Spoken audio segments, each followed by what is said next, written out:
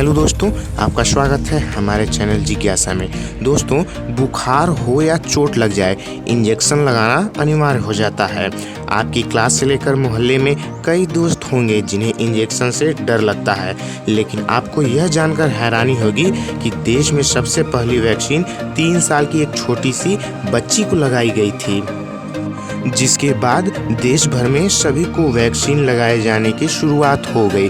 वरना तो एक वक्त था जब हर बीमारी को महामारी कह दिया जाता था।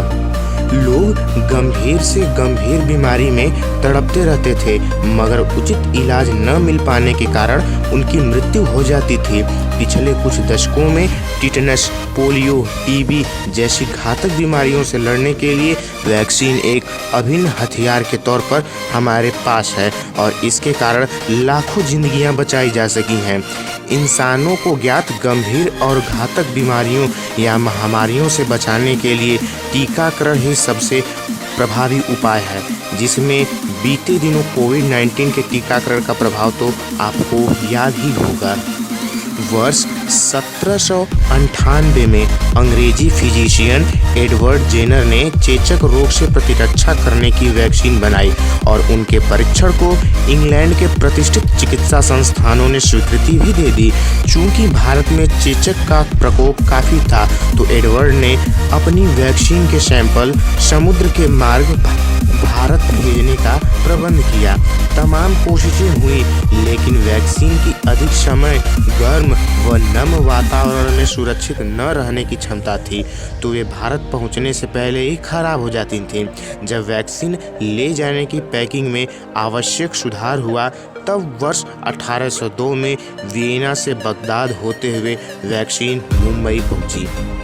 वैक्सीन तो आ चुकी थी, मगर जाहिर है कि भारतीयों में इसके प्रति अविश्वास था।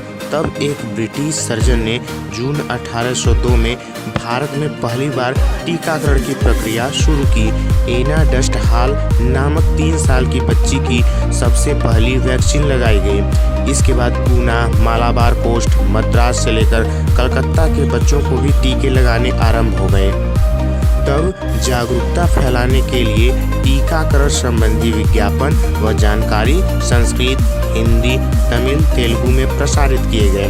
वर्ष 1805 में मैसूर की राजसी घरानों तक भी टीकाकरण में पहुंच बनाई, जहां महाराज कृष्णराजा वाडियार की महारानी पट्टमहिषी देवाजम्मानी ने न सिर्फ टीका लगवाया, बल्कि उस भुजा की तरफ चेहरा करके एक पेंटिंग भी बनवाई थी। यह पेंटिंग आज काफ़ी मशहूर है।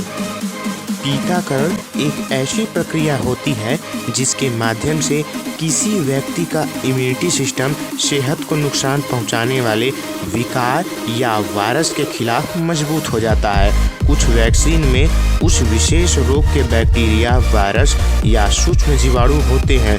कुछ अन्य प्रकार के टीकों में रासायनिक रूप से सुधारा गया विष होता है, जो शरीर के भीतर जाकर प्रतिरोधक क्षमता में सुधार कर देता है। तीसरे प्रकार की वैक्सीन में जीवित वायरस होते हैं, जो शरीर में जाकर वहां मौजूद रोगजनक वायरस से दोस्ती करते हैं और बाद में बाहर से आक्रमण करने वाले अपने जैसे वायरस को धीरे धीरे बाहर खदेड़ देते हैं।